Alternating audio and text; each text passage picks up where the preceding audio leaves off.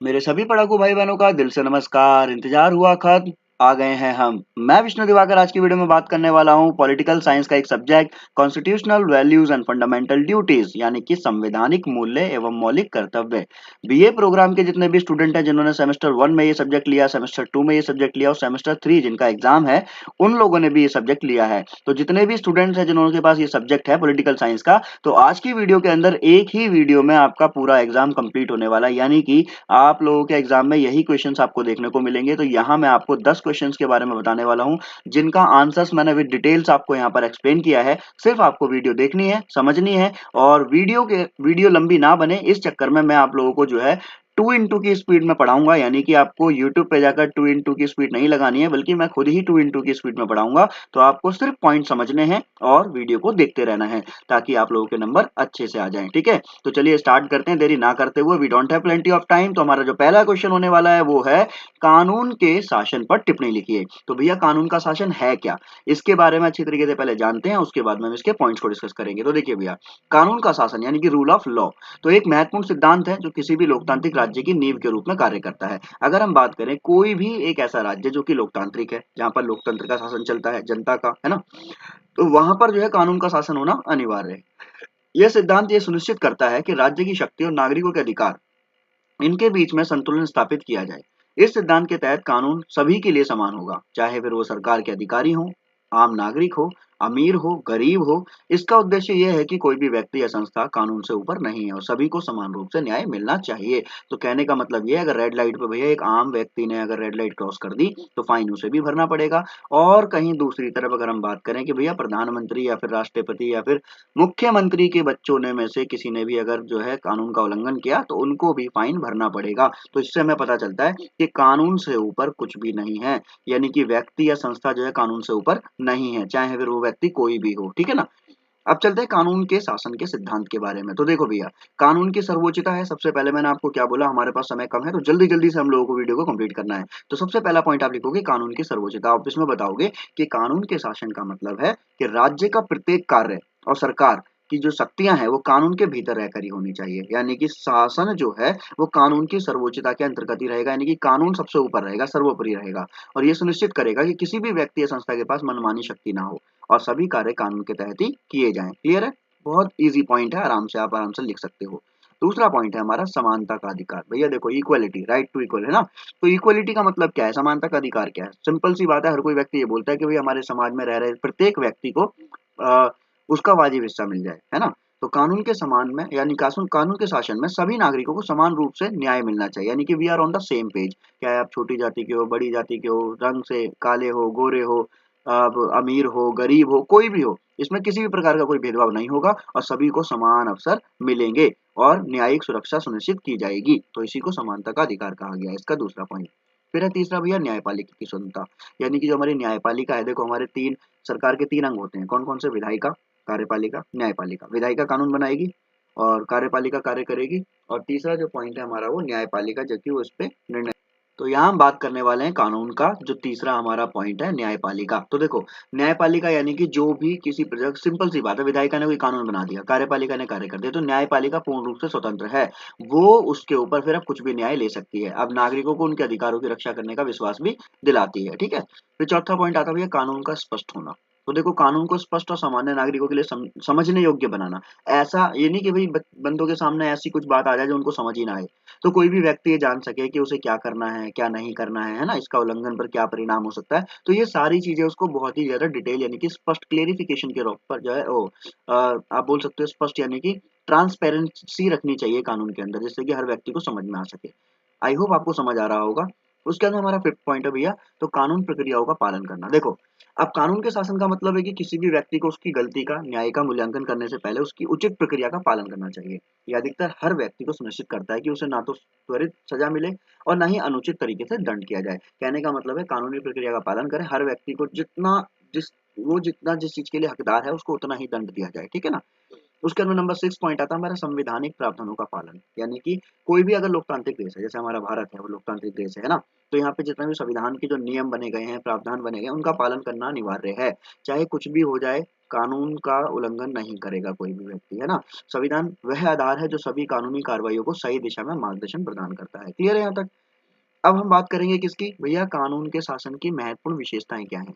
तो ये आप पॉइंट लिखोगे तो भी ठीक है, नहीं लिखोगे तो भी ठीक है, क्योंकि हमने ऊपर वाले पॉइंट्स लिख लिए हैं। अब हम पढ़ लेते हैं कानून के शासन का महत्व क्या है। तो देखो, समाज में शांति और व्यवस्था बनाए रखने के लिए जरूरी है कानून का शासन, ठीक है, पहला पॉइंट। दूसरा पॉइंट है व्यक्तिगत स्वतंत्रता की रक्षा के लिए, पर्टिकुलर इंडिविजुअल व्यक्ति जो है उसकी स्वतंत्रता की रक्षा के लिए कानून का होना बहुत जरूरी है, ठीक है ना, ताकि कोई और अन्य व्यक्ति जो है उसके अधिकारों का उल्लंघन ना कर सके। सरकारी शक्तियों की जांच के लिए भी कानून का होना बहुत जरूरी है। तो ये पॉइंट आप आराम से लिख सकते हैं और आपको पूरे 20 नंबर इसमें मिल जाएंगे, ठीक है। अब इसमें अगर ये पॉइंट आप ऐड करना चाहते हो कि उसकी चुनौतियां हैं, वैसे तो देखो नहीं पूछी है, पर फिर भी अगर आप बताना चाहते हो तो बोल सकते हो राजनीति हस्तक्षेप। इसमें क्या होता है कि कानून शासन का कमजोर पड़ जाता है अगर कभी कभार राजनीति दबाव इस पे बहुत ज्यादा डाल देते हैं ना, भ्रष्टाचार की वजह से, या कानूनी प्रणाली है वो धीमी प्रक्रिया से काम करे, संसाधनों की कमी की वजह से। तो ये पॉइंट एक्स्ट्रा में मैंने लिखे हैं, आप अगर लिखना चाहें तो लिख सकते हैं एग्जाम के अंदर अपने आंसर को और अट्रैक्टिव बनाने के लिए। वरना आप लोगों को ऊपर जो कानून का शासन था वही मैंने आपको समझा दिया और आपको 20 नंबर का वो पॉइंट खत्म हो गया, ठीक है। ये आपका निष्कर्ष है, थोड़ा सा आप पढ़ लेंगे कि कानून के शासन का सिद्धांत किसी भी लोकतांत्रिक समाज की रीढ़ होती है, बैकबोन होती है ना। तो चलते हैं दूसरे प्रश्न की तरफ। तो भैया हमारा दूसरा मोस्ट इंपॉर्टेंट क्वेश्चन जो कि आपका हर बार पूछा ही जाता है, तो भैया आंख पे पट्टी लगा लीजिए, कानों पर रुई लगा लीजिए, किसी की बात को नहीं सुनना है और किसी के कहे को नहीं देखना है, यानी कि कोई भी किसी चीज को दिखाए, यानी कि अगर आपको कोई बोले ये क्वेश्चन नहीं आएगा, तो भैया सिंपल सी बात है कि इस वाले बुक में से ये क्वेश्चन तो पूछा ही जाएगा कि भारतीय संविधान की प्रमुख विशेषताएं बताइए। तो इंडिविजुअली ये क्वेश्चन आपको 20 नंबर आराम से दिला देगा। और सबसे बड़ी बात, इसके लिए आपको दिक्कत देनी नहीं कुछ भी, बहुत आराम से आप इसको लिख सकते हो। देखो सबसे पहले देखो आंसर कि भाई भारतीय संविधान जो है वो क्या है, एक भारतीय गणराज्य का सर्वोच्च कानून है। और हमारे भारतीय संविधान बनकर कब तैयार हुआ था, 26 नवंबर 1949 को, ठीक है। और लागू कब हुआ था, 26 जनवरी 1950 को, यहाँ तक तो सबको पता है। अब उसके बाद में हम ये इंट्रो लिखने के बाद में हम डालेंगे उसकी विशेषताएं। तो भैया सबसे पहली बात, हमारा जो संविधान है ना वो क्या है, लिखित है, रिटन कॉन्स्टिट्यूशन है। सबसे बड़ी बात यह है कि हमारे संविधान के अंतर्गत 448 अनुच्छेद, 12 अनुसूचियां, 97 संशोधन, यानी कि 100 से भी ज्यादा संशोधन हो चुके हैं। ये तो 97 लिख दिया, 100 से भी ज्यादा जो है संशोधन किए जा चुके हैं, ठीक है। पहला पॉइंट बहुत बढ़िया भाई, आराम से आप लिख लोगे, देखिए संविधान। दूसरा पॉइंट लिख दो, फ्लेक्सिबिलिटी है, यानी कि संविधान की लचीलता। भैया बड़ा बिल्कुल, जैसे हम बोल सकते हैं ना, क्या कहते हैं उसका, क्या नाम है उसका, अरे यार मैं तो नाम ही भूल गया, चलो कोई दिक्कत नहीं, नाम याद आएगा बता दूंगा। संविधान की लचीलापन, संविधान के अंतर्गत क्या है, लचीलापन है, यानी कि इसके अंतर्गत आवश्यकता पड़ने के अनुसार संशोधन किया जा सकता है। संशोधन का मतलब बदलाव, बदलाव किया जा सकता है, ठीक है। तो भारतीय संविधान में संशोधन की प्रक्रिया काफी सरल है और जो संसद द्वारा किया जाता है। हालांकि कुछ भागों में संशोधन के लिए विशेष बहुमत की आवश्यकता होती है, परंतु फिर भी हमारा संविधान क्या कहलाता है, फ्लेक्सिबिलिटी कहलाती है हमारे संविधान की, यानी कि हमारा संविधान जो है वो क्या है, लचीला है, ठीक है भैया। उसके बाद में एक और देखो, संविधान की समरूपता यानी कि लेंथ, विश्व का सबसे बड़ा संविधान है, आप इसका पॉइंट बना सकते हो कि सबसे लंबा संविधान, सबसे बड़ा संविधान। तो अलग अलग क्षेत्रों से संबंधित प्रावधान है इसके अंतर्गत जो है भाई, शक्तियां बांटी गई हैं, केंद्रीय, राज्य और न्यायपालिका का अधिकार, नागरिकों के अधिकार, सब कुछ इसके अंदर डाला गया है। कहने का मतलब है विश्व का सबसे बड़ा संविधान है हमारे भारत का, है ना। फिर उसके बाद हम बात करेंगे इसमें कॉम्प्रहेंसिव नेचर, यानी कि संविधान की जो समावेशिता है, कि संविधान में न केवल शासन के ढांचे के बारे में बताया गया, बल्कि उसमें नागरिक के अधिकार हैं, कर्तव्य है, राज्य के उद्देश्य हैं, धर्मनिरपेक्षता, यानी कि जहाँ धर्मों के समान, धर्म से सभी व्यक्तियों को एक समान माना जाता है, समानता है, सब कुछ इसमें इंक्लूड है। और उसके बाद में है फेडरल स्ट्रक्चर, यानी कि संविधान में संघीय व्यवस्था। शासन भी दो प्रकार से चलता है, केंद्र के हिसाब से अलग चलेगा, राज्य के साथ, यानी कि शक्तियों को दो भागों में बांटा हुआ है। जो हमारा भारत है, यानी कि जो हमारा है ना, जो हमारा इंडिया है, सिंपल सी बात है, तो एक तो होता है इसमें केंद्र का शासन, यानी कि पूरे उस पे, एक होगा जो अलग अलग छोटी छोटी स्टेट में बट रहा होगा, है ना। तो कहने का मतलब क्या है कि जो भारतीय संविधान है इसके अंदर ये संघीय व्यवस्था है, ठीक है। तो ये बहुत इजी पॉइंट है, आप आराम से लिख सकते हो, पूरे 20 नंबर आएंगे। एक और चीज, फंडामेंटल राइट्स, भैया मौलिक अधिकार तो हम इसमें और ऐड करेंगे तो और ज्यादा चार चांद लग जाएगा आंसर में। तो कहने का मतलब ये है कि भारतीय संविधान में नागरिक को ना कुछ मौलिक अधिकार प्रावधान दिए गए हैं, जो कि 12 से लेकर 35 तक दिए गए हैं। अब इसके अंदर क्या बताया गया है, इसमें भाई जो है शोषण के विरुद्ध स्वतंत्रता का अधिकार, समानता का अधिकार और बहुत सारे ऐसे जो है सांस्कृतिक, शैक्षणिक अधिकार, ये सब कुछ इसमें दिए गए हैं, ठीक है। फिर आता है भैया सेक्युलरिज्म, यानी कि धर्मनिरपेक्षता। तो भारतीय संविधान क्या करता है, भारतीय संविधान किसी भी भाषा, जाति, धर्म के आधार पर भेदभाव नहीं करेगा, सभी धर्म के लोगों को एक समान रूप से देखेगा। आप सरल भाषा में लिख सकते हो जैसा कि मैंने बताया आपको, तो भी काम चल जाएगा। उसके बाद में आता है भैया लोकतंत्र क्या है, डेमोक्रेसी क्या है। तो देखो, लोग यानी कि लोगों के द्वारा। तो सिंपल सी बात है, यहाँ पर बताया गया कि जो संविधान है ये सुनिश्चित करता है कि सरकार की शक्ति जनता से ही आती है और जनता ही उसकी कर्ता धर्ता है, ठीक है ना। तो उसके बाद में हमारा 9 पॉइंट आ जाएगा न्यायपालिका की स्वतंत्रता। ये तो हमने कानून के शासन में ही पढ़ा था अभी कि न्यायपालिका को क्या कर दिया जाए, बिल्कुल जुडिशरी को बिल्कुल इंडिपेंडेंट छोड़ दिया जाए कि कोई भी शासन, कोई भी अगर फैसला ले तो वो अच्छी तरीके से अपने पूर्ण रूप से ले सके, ठीक है। फिर संविधान की सामाजिक और आर्थिक न्याय की दृष्टि, भारतीय समाज में विभिन्न वर्गों के लिए समानता, सामाजिक आर्थिक न्याय इसका प्रावधान किया गया है। और उसके बाद में हम बोल सकते हैं कि भाई हेड ऑफ स्टेट के राष्ट्राध्यक्ष यानी कि भारतीय संविधान में राष्ट्रपति को राज्य का प्रमुख माना जाता है। फिर संविधान में अनुवर्ती विधि, आप ये पॉइंट और एक्स्ट्रा में डाल सकते हो, वरना तो आप 10 पॉइंट भी लिखोगे तो भी काम चल जाएगा, क्योंकि इतना तो आप आराम से लिख सकते हो। ठीक है भैया, इमरजेंसी जो है शक्तियां होती हैं, प्रावधान होते हैं, वो भी सब वो आप इसको अब लिखोगे तो ठीक है, वरना कोई इशू नहीं है। अब उसके बाद में आपका आएगा यहाँ पे निष्कर्ष। तो वही निष्कर्ष में आप बताओगे कि भारतीय संविधान विश्व का सबसे बड़ा संविधान है, लचीला संविधान है, समावेशिता के कारण जो अद्वितीय कहलाता है, गतिशील संविधान है। बहुत सारी चीजें आप इसके अंदर मेंशन कर सकते हो निष्कर्ष के अंदर, ताकि आपका आंसर बहुत ज्यादा खूबसूरत हो जाए, जैसे कि आप लोग हो ना खूबसूरत। चलिए, उसके बाद में हम बात करते हैं भैया हमारे तीसरे प्रश्न की तरफ। तीसरा प्रश्न है हमारा, भारतीय संविधान के तहत राजनीतिक, सामाजिक, आर्थिक न्याय की विवेचना कीजिए। तो भैया भारतीय संविधान में ना जो राजनीतिक न्याय है, सामाजिक न्याय है, आर्थिक न्याय है, इसके बारे में बताना है। तो सबसे पहले पॉलिटिकल जस्टिस के बारे में बात करेंगे। तो पहले हम इसका इंट्रो देख लेते हैं। इंट्रो में बोला हुआ है कि भारतीय संविधान को एक सामाजिक, धर्मनिरपेक्ष, लोकतांत्रिक गणराज्य के रूप में डिजाइन किया गया है, जो न केवल कानून के शासन को सुनिश्चित करता है बल्कि समाज के अलग अलग वर्गों के समानता और न्याय को भी बढ़ावा देता है। अब वो कौन कौन से हैं वो भी देख लेते हैं। 3 प्रकार से है, राजनीतिक न्याय, सामाजिक न्याय और आर्थिक न्याय। पहला आता है हमारा राजनीतिक न्याय। अब राजनीतिक न्याय का उद्देश्य क्या है? नागरिकों को समान राजनीतिक अधिकार देना। भाई नागरिकों को राजनीति में जो है वोट डालने का अधिकार हो, सत्ता पाने का अधिकार हो, है ना, सत्ता के विरुद्ध बोलने का अधिकार हो, ये सारी चीजें हो। अब इसमें बोला गया है कि 14 से 18 तक समानता का अधिकार दिया गया है, मतदान का अधिकार, सार्वजनिक सेवाओं में भागीदारी का अधिकार, और ये सारे अधिकार इसके अंदर दिए गए हैं। किसी भी जन्म, जाति, धर्म या लिंग, आर्थिक स्थिति के आधार पर जो है भेदभाव नहीं होगा और व्यक्ति को वोट डालने का अधिकार दिया जाएगा, ठीक है ना। ये हमारा हो गया पहला। फिर दूसरा आता है हमारा सोशल जस्टिस यानी कि सामाजिक न्याय। अब सामाजिक न्याय क्या है? इसमें भी सेम वही है भाई, किसी भी प्रकार का कोई भेदभाव नहीं होगा और व्यक्ति को जो है समाज में रहने का अधिकार, समाज के अंदर जो भी है, जो अछूत शब्द का जो समाप्त किया जाना यानी कि अछूत शब्द जो है अस्पृश्यता का अपराध जो है घोषित किया गया है। तो कहने का मतलब ये है SC ST OBC इन सभी को जो है समाज के अंतर्गत पूर्ण रूप से सर उठा के जीने का अधिकार है, किसी प्रकार का कोई भेदभाव नहीं किया जाएगा, ठीक है। फिर आता है हमारा इकोनॉमिक जस्टिस। इकोनॉमिक जस्टिस का मतलब है सेम वही, तीनों पॉइंट में आप आराम से लिख सकते हो कि कोई भी व्यक्ति किसी भी धर्म का हो, किसी भी जाति का हो, किसी भी तबके का हो, वो पूर्ण रूप से जो है कोई भी कार्य कर सकता है, ठीक है। उसको अपना बेहतर जीवन बनाने का पूरा अवसर होगा, उसको किसी भी प्रकार की जो है कोई भी बंदिश नहीं की जाएगी, ठीक है। फिर भैया इसके अंदर हम बात करेंगे संविधान में न्याय की समग्रता। अब देखो, इसमें बताया संविधान क्या है? निर्देशात्मक सिद्धांत है, यानी कि directive principle of state policy. इसमें बोला गया है कि राज्य के नीति के निर्देश होंगे कुछ, और जो राज्य को सामाजिक और आर्थिक न्याय सुनिश्चित करने की दिशा में मार्गदर्शन करता है। अगर ये पॉइंट आप डालोगे तो भी ठीक है, नहीं डालोगे तो भी ठीक है। तो मैं आपको बता चुका हूँ कि जितना मैं आपको बता रहा हूँ ना, उसमें मैंने थोड़ा एक्स्ट्रा ही ऐड किया है, जिससे कि आप लोगों को कोई कंफ्यूजन ना हो, कोई पॉइंट ना याद आए तो दूसरा पॉइंट तो याद आ जाए, ठीक है। तो इस तरीके से आप इसको लिख सकते हैं। ये आपका भैया फिर दोबारा निष्कर्ष आ गया।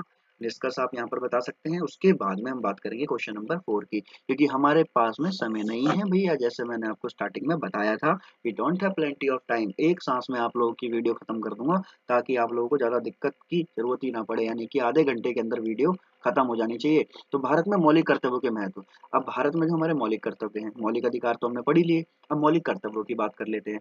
तो भैया जो भारत का संविधान है वो नागरिकों को मौलिक अधिकार प्रदान करता है, बल्कि उन पर कुछ मौलिक कर्तव्य का पालन करने की जिम्मेदारी भी डालता है। मतलब सिंपल सी बात है भाई, आपको अधिकार मिल गए ठीक है, पर आपके कुछ कर्तव्य भी हैं, उन कर्तव्यों को भी आपको मानना पड़ेगा। ये कर्तव्य जो है कौन से संविधान के संशोधन में 42वें में, ठीक है। इसमें क्या बोला गया है, कैसे बोला गया है, वो सब चीजें मैं आपको यहाँ पर बता देता हूँ। तो मौलिक कर्तव्य का महत्व देखिए भैया, responsibility in a democratic society, यानी कि आप देखो लोकतांत्रिक समाज में रह रहे हो तो आपकी जिम्मेदारी बनती है कि भारत एक लोकतांत्रिक देश है, लोकतंत्र में नागरिकों का सक्रिय और जिम्मेदार होना आवश्यक है। चाहे भाई देखो, आप एक जिम्मेदार और सक्रिय नागरिक रहोगे, तभी आपको भाई यहाँ पर जो है रहने का अधिकार है, और सिंपल सी बात है आपको यहाँ पर जो है राष्ट्र निर्माण में अपनी भूमिका भी निभानी पड़ेगी, ठीक है। और राष्ट्र की समृद्धि में भी योगदान देना पड़ेगा। फिर राष्ट्र की एकता अखंडता की सुरक्षा यानी कि protection of national unity and the integrity यानी कि राष्ट्र को ऐक्य बनाए रखना है। आपको अलग-अलग भाषा के आधार पर, जाति के आधार पर, संस्कृति के आधार पर इन सबके साथ में सबको मिल-जुल के रहना है, भाईचारे की भावना बढ़ानी है। ऐसा नहीं है कि भैया हम हिंदू मुस्लिम के नाम पे लड़ते रहें, छोटी जाति बड़ी जाति के नाम पर लड़ते रहें, तो ये आपको राष्ट्र की एकता अखंडता की सुरक्षा रखनी है।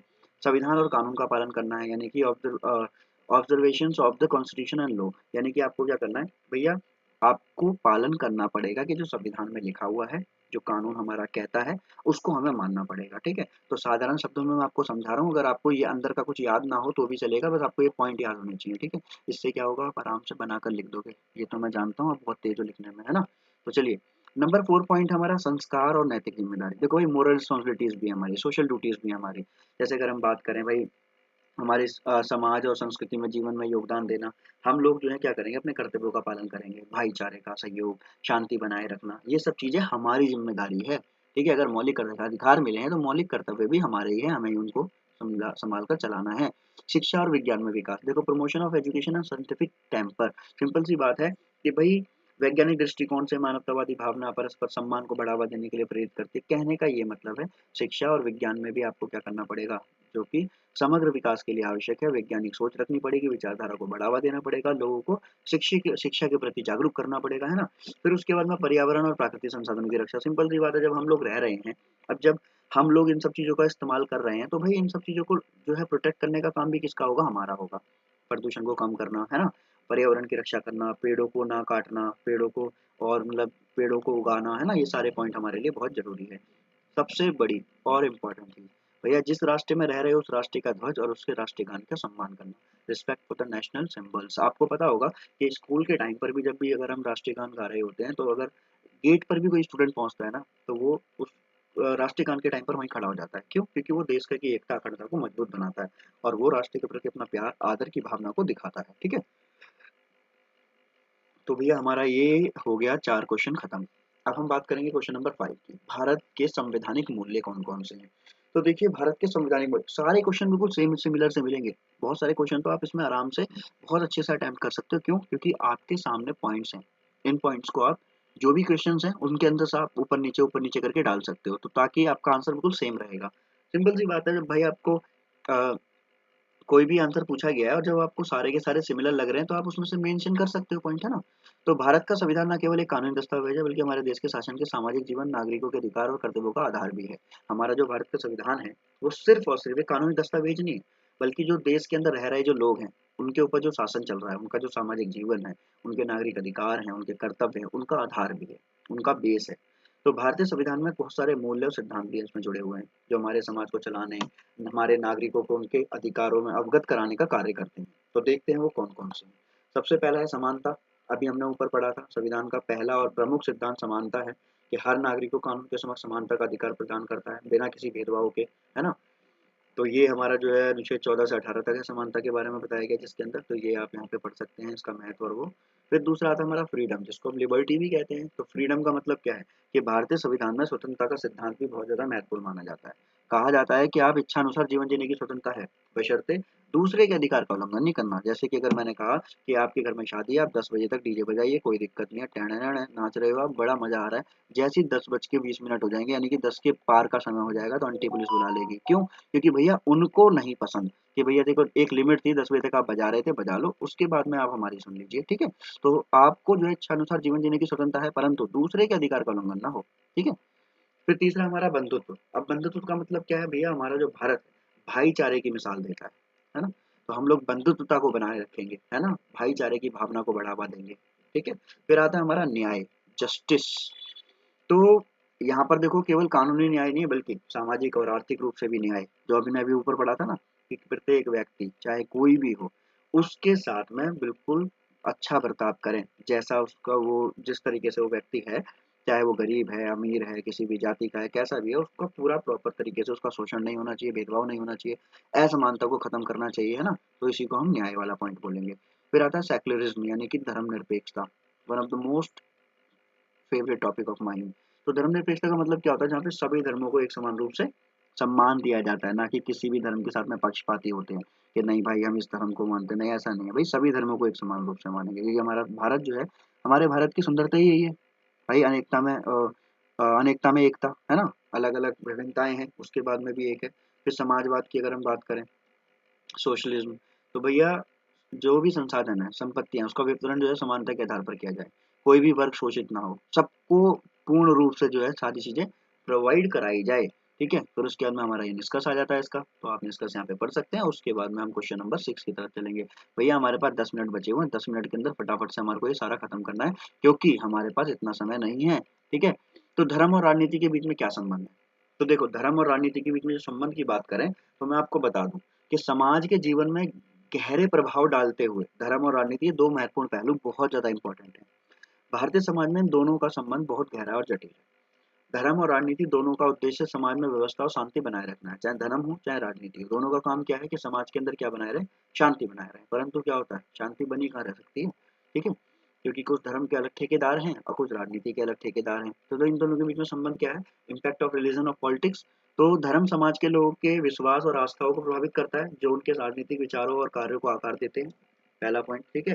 जैसे भारतीय राजनीति, हिंदू धर्म, इस्लाम, सिख, ईसाई, ये सारे के सारे अपनी धार्मिक मान्यताओं के आधार पर राजनीतिक निर्णयों और मुद्दों पर अपने विचार व्यक्त करते हैं। तो पहला पॉइंट है धर्म का राजनीति पर प्रभाव। फिर आता है राजनीति का धर्म पर प्रभाव क्या है, इसमें अपोजिट हो गया, ये जो impact of politics on religion, यानी कि जो राजनीतिक धार्मिक विश्वास और प्रथाएं हैं उन पर क्या प्रभाव डालती है। तो जब राजनीतिक शक्ति किसी विशेष धर्म के पक्ष में होती है, तो उस धर्म के अनुयायियों के अनुकूल परिस्थितियां उत्पन्न कर सकती है। अब देखो, मैं यहाँ पर आपको बता नहीं सकता, पर आप लोग खुद भी समझदार हैं कि किस प्रकार से कोई एक पर्टिकुलर पार्टी सिर्फ धर्म को प्रचार करती है, कोई एक पर्टिकुलर पार्टी जो है सबको लेकर चलती है। तो इस तरीके से आपको यहाँ पर बताया गया कि राजनीति का धर्म पर क्या प्रभाव है। तीसरा पॉइंट है हमारा धर्म और राजनीति का आपसी प्रभाव। अब दोनों के अंदर म्यूचुअल जो अंडरस्टैंडिंग है वो कैसी है। धर्म और राजनीति का आपसी प्रभाव समय समय पर देखा जाता है। जब राजनीतिक दलों ने या नेताओं ने धर्म का उपयोग अपनी राजनीतिक रणनीतियों के लिए किया, तो ये समाज में सांप्रदायिक तनाव और असहमति का कारण बन सकते हैं। उदाहरण के लिए, जब धार्मिक मुद्दे चुनावी मुद्दों के ऊपर उभर कर आते हैं, तो क्या होता है, लोग क्या करते हैं कि भाई धर्म को लेकर जो है वो चुनाव के अंदर आते हैं और भाईचारे को खतरे में डाल देते हैं, होता है ना ये। उसके बाद में भैया relationship between religion and the politics India. अब भारत में धर्म और राजनीति का संबंध क्या है। तो देखो, भारतीय संविधान धर्मनिरपेक्षता पर आधारित है, जो ये सुनिश्चित करता है कि राज्य किसी विशेष धर्म का पक्ष नहीं लेगा। क्योंकि मैंने आपको ऊपर भी बताया धर्मनिरपेक्षता का मतलब क्या है, सभी धर्मों को एक समान रूप से देखना, है ना। तो भारत में हिंदुत्व, इस्लामवाद और सिखवाद जैसे राजनीतिक विचारधाराएं, दृष्टिकोण प्रभावित होती है। देखा होगा आपने, कुछ लोग जो है वो क्या कहते हैं, हम हिंदुत्व है, हिंदुत्व को सपोर्ट करते हैं। मुस्लिम लोग बोलते हैं हम इस्लामवाद को सपोर्ट करते हैं। कुछ सिखवादी जो लोग हैं, सिख हैं, जो वो कहते हैं हम सिख को सपोर्ट करते हैं। कहने का मतलब ये पर्टिकुलर है, और जो सबको सपोर्ट करे वो कौन है, वो धर्मनिरपेक्ष है, ठीक है। अब धर्मनिरपेक्षता और समाजवाद, सेक्युलरिज्म एंड सोशलिज्म। तो भारतीय संविधान धर्मनिरपेक्षता के सिद्धांत पर आधारित है, जिसका उद्देश्य समाज में सभी धर्मों को समान रूप से सम्मान देना है, चाहे वो किसी भी धर्म को, और किसी भी धर्म को बढ़ावा नहीं देना है। उसके बाद में भैया हमारा निष्कर्ष आ जाता है और हमारा ये क्वेश्चन भी खत्म हो जाता है, ठीक है। थक गए, चलो कोई नहीं, पर फिर भी 8 मिनट है हमारे पास, 8 मिनट में इसको खत्म करना है, हमारे दो क्वेश्चन और रह रहे हैं। तो भारतीय संघीय प्रणाली का विस्तृत वर्णन दीजिए। संघीय प्रणाली क्या है, तो मैं आपको पहले बता देता हूँ क्वेश्चन से पहले। जैसा कि मैंने आपको कहा था ना कि जो शासन है वो दो प्रकार से चलेगा। पूरे देश के लिए एक शासन होगा, ठीक है, और उसके अंतर्गत जितने भी राज्य होंगे उनके लिए शासन है। यानी कि जो शासन व्यवस्था है वो दो प्रकार से बांटी जाएगी, केंद्रीय स्तर पर और राज्य स्तर पर। तो इसी प्रकार के हम शासन के बारे में यहाँ पढ़ने वाले हैं, ठीक है। अब देखते हैं जरा सबसे पहले, तो भारतीय संघीय प्रणाली की जो विशेषता वो क्या है कि संविधान की संघीय प्रकृति। भारतीय संविधान एक संघीय संविधान है, इसमें संघ और राज्य के बीच शक्ति का विवरण किया जाता है। देखो, संघ का मतलब भी केंद्र होता है, ठीक है, केंद्र, यानी कि केंद्र और राज्य के बीच में शक्तियों का विवरण किया जाता है, ठीक है। अब इसमें क्या होता है कि दोनों की शक्तियां अलग अलग रूप से बांटी जाती हैं। अब उसके बाद में क्या होता है, संघ और राज्य सूचियों के बीच में शक्तियों का वितरण कैसे होता है। देखो, एक होती है यूनियन लिस्ट, जिसको हम बोलते हैं संघ सूची। इस सूची के विषय में केवल केंद्र सरकार कानून बनाती है, जैसे रक्षा हो गया, विदेश नीति हो गई, संचार हो गया, मुद्रा हो गया, इन सब चीजों को लेकर, है ना। देखो, आपने देखा होगा विदेश नीति, जैसे कोई बड़े फैसले लेने हैं किसी देश के साथ, वो भी संघ सूची में होगा। आपने देखा होगा मुद्रा, यानी कि आज से 500 और 1000 के नोट बंद हो जाएंगे, तो ये क्या था, ये मुद्रा पर जो, ये सब कौन लेगा, संघ सूची। फिर आएगा राज्य सूची। अब राज्य सूची यानी कि स्टेट लिस्ट, इस विषय में राज्य सरकारें कानून बनाती है। जैसे अगर हम बात करें नॉर्मल पुलिस की, शिक्षा की, कृषि की, स्थानीय प्रशासन, ये सारे के सारे राज्य के हाथ में होते हैं। फिर आता है बेटा हमारा कौन सा, समवर्ती सूची, यानी कि कॉन्करेंट लिस्ट। इसमें क्या होता है, कॉन्क्रीट का मतलब क्या होता है, बिल्कुल मिला हुआ, है ना, मिला जुला। तो समवर्ती यानी कि मिला जुला, इस सूची के विषय में केंद्र और राज्य दोनों कानून बना सकते हैं, जैसे अपराध हुआ, परिवार कानून हुआ, श्रम हुआ, या फिर हम बात करें इसमें आश्रम हुआ, है ना, वृद्धाश्रम हुआ और अनाथालय हुआ, इन सब चीजों के लिए जो है समवर्ती सूची दी गई है। क्लियर है? आराम से समझ में आ रहा होगा भैया, देर तो नहीं हो रही। उसके बाद में केंद्र की विशेष शक्ति। तो भारतीय संघ प्रणाली के अंदर क्या है, केंद्र को ज्यादा महत्व दिया गया है, तो केंद्र के हाथ में ज्यादा है और अनुच्छेद 356 के तहत राष्ट्रपति शासन के माध्यम से समाप्त कर सकती है। जब राज्य सरकारें संविधान के अनुरूप काम नहीं करती तो ये भारतीय संघ की केंद्रीकृत की विशेषता है। तो उस समय क्या होता है, राष्ट्रपति शासन लग जाता है और सारी की सारी शक्तियां किसके हाथ में आ जाती हैं, राष्ट्रपति के साथ हाथ में, है ना। फिर आता है भैया संघीय और एकात्मक तत्वों का मिश्रण। भारतीय संघीय प्रणाली में संघीय और एकात्मक दोनों तत्व हैं, जबकि संविधान में संघीय ढांचा है, केंद्रीय सरकार को कुछ विशेष शक्तियां प्राप्त है। केंद्रीय सरकार को कुछ ज्यादा शक्ति प्राप्त है और जो राज्य सरकार है उसको थोड़ी सी कम। राष्ट्रपति शासन मैंने आपको बताया था अनुच्छेद 356 के तहत यदि राज्य सरकारें संविधान के अनुरूप नहीं काम करती तो राष्ट्रपति द्वारा राज्य में राष्ट्रपति शासन लागू किया जा सकता है ना। इससे केंद्र सरकार को राज्य के मामले में सीधे हस्तक्षेप करने का अधिकार मिल जाता है। क्लियर है? फिर है राज्यपाल की भूमिका। अब भारतीय संघीय व्यवस्था में क्या होता है कि राज्यपाल का एक महत्वपूर्ण स्थान माना जाता है। ठीक है? अब राज्य के संवैधानिक प्रमुख होते हैं राज्यपाल, और उनका कार्य केंद्र सरकार के प्रतिनिधि के रूप में किया जाता है। फिर आता है हमारा संघीय ढांचे में एकता का प्रयास। अब संघीय ढांचे में एकता का प्रयास क्या है, देखो कि भाई राष्ट्रीय एकता और अखंडता को बनाए रखने के लिए केंद्र सरकार को विशेष शक्तियां प्रदान की गई है। अनुच्छेद 1 में भारत को एक संघ के रूप में परिभाषित किया गया है, जिसमें बताया गया है कि भारत एक सांस्कृतिक और सामाजिक रूप से और राजनीतिक रूप से क्या है, एकजुट राष्ट्र है। ठीक है? फिर हमारा इसके अंदर एक और जो है पॉइंट आ जाता है, उसके बाद में हमारा एक क्वेश्चन खत्म हो जाएगा यहाँ पर। संघीय ढांचे में लचीलेपन की आवश्यकता, कि भाई संघीय प्रणाली में समय समय पर बदलाव की आवश्यकता होती है ताकि ये सामाजिक और राजनीतिक परिस्थिति के अनुरूप संविधान में संशोधन के लिए विशेष प्रक्रिया निर्धारित की गई है, जैसे कि अनुच्छेद 368 के तहत। ठीक है? अब संघीय प्रणाली के लाभ क्या हैं, तो ये आप लिखेंगे तो भी ठीक है, नहीं लिखेंगे तो भी ठीक है। ये तो मैंने आपको बताया ना, कुछ इंपॉर्टेंट मैंने अलग से पॉइंट बना दिए हैं, तो इसे आप पढ़ सकते हैं आराम से। ये आपका फिर निष्कर्ष आ गया और उसके बाद हम चलते हैं एक और last but not least question number 8, स्वतंत्रता से आप क्या समझते हैं, स्वतंत्रता के आयाम बताइए। तो भैया बहुत इंपॉर्टेंट क्वेश्चन है, इसके बाद एक क्वेश्चन और आएगा, उसके बाद में आपकी वीडियो खत्म हो जाएगी। तो स्वतंत्रता वह स्थिति है जब किसी व्यक्ति या समाज को अपने कार्य, विचार, निर्णय और जीवन जीने के तरीके में किसी पर बाहरी हस्तक्षेप यानी कि किसी प्रकार का कोई भी दमन या बाधा का सामना ना करना पड़े, उसे हम क्या बोलते हैं, स्वतंत्रता। किसी भी चीज की रोक टोक ना हो, है ना, बाहरी प्रतिबंधों से आजादी हो। ये केवल राजनीतिक स्वतंत्रता से संबंधित नहीं है, बल्कि सामाजिक, आर्थिक, व्यक्तिगत हर प्रकार की स्वतंत्रता की बात की गई है। अब स्वतंत्रता के आयाम की बात करें तो सबसे पहले व्यक्तिगत स्वतंत्रता होती है, कि हर व्यक्ति को अपनी इच्छा विचार करते हुए स्वतंत्र होने का अधिकार है। वो दूसरों के अधिकार और स्वतंत्रता का उल्लंघन ना करे, तो वो अपनी सब बातें रख सकता है, किसी भी जगह पे घूम सकता है, यात्रा कर सकता है, अपने शौक और रुचियों को पालन कर सकता है, पूरा अधिकार है व्यक्ति को। ठीक है? फिर है भाई पॉलिटिकल फ्रीडम, यानी कि जो हमारी राजनीतिक स्वतंत्रता है, कि प्रत्येक व्यक्ति को वो चुनाव में भाग ले सकता है, अगर उसकी एक निश्चित आयु हो गई है तो उसके बाद में वो मतदान दे सकता है और अपनी बातों को रख सकता है और अपनी आवाज उठा सकता है। ठीक है? तीसरा आता है हमारा इकोनॉमिकल फ्रीडम, यानी कि अगर कोई व्यक्ति जो कि भारत में है, ठीक है, वो अपनी संपत्ति अर्जित कर सकता है, अपने व्यवसाय या पेशे का जो बिजनेस है उसका चयन कर सकता है, अपनी आर्थिक गतिविधियों को स्वतंत्र रूप से चला सकता है, कुछ भी कर सकता है। ठीक है? पर किसी दूसरे के अधिकार का उल्लंघन ना हो। ठीक है? फिर है सामाजिक स्वतंत्रता, समाज में रह रहे प्रत्येक व्यक्ति को अपने जाति, धर्म, किसी भी प्रकार का भेदभाव नहीं होगा, संवेदक नहीं ठहराया जाएगा, वो पूर्ण रूप से जो है समाज में रह सकता है। फिर आता है हमारा संवैधानिक स्वतंत्रता। अब इसका मतलब है कि प्रत्येक नागरिक को संविधान द्वारा प्रदान किए गए मौलिक अधिकारों को यूज करने का अधिकार है, तो वो अभिव्यक्ति और संघ, आंदोलन, धर्म और निवास की स्वतंत्रता उसको दी जाती है और वो पूर्ण रूप से अपना जीवन जी सकता है। ठीक है? फिर हमारा यहाँ पर आता है भैया, इसके बाद में लास्ट क्वेश्चन देखो, यहाँ इसके पॉइंट आप निष्कर्ष देख लीजिए।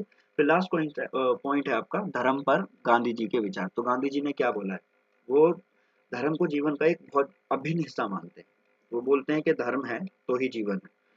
उनका मानना था कि धर्म केवल धार्मिक आस्था और कर्मकांडों से परे सार्वभौमिक सिद्धांत है। वो कहते हैं धर्म का मतलब ये नहीं है सिर्फ धर्म के कर्मकांड करो, बल्कि धर्म न केवल आध्यात्मिक उन्नति का मार्ग है, बल्कि ये समाज में नैतिकता, सत्य, अहिंसा, मानवता का आदर्श भी प्रस्तुत करता है।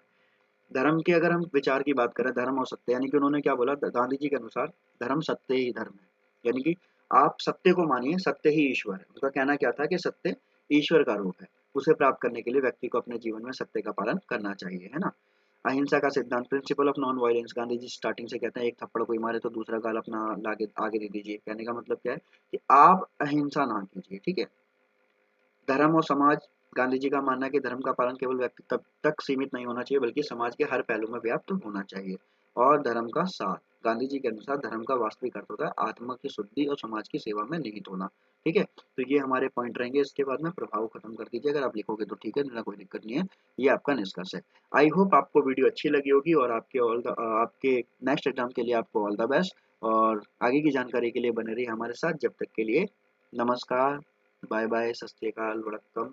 और मिलते हैं नेक्स्ट वीडियो के अंदर विष्णु दिवाकर के साथ। Thanks for watching.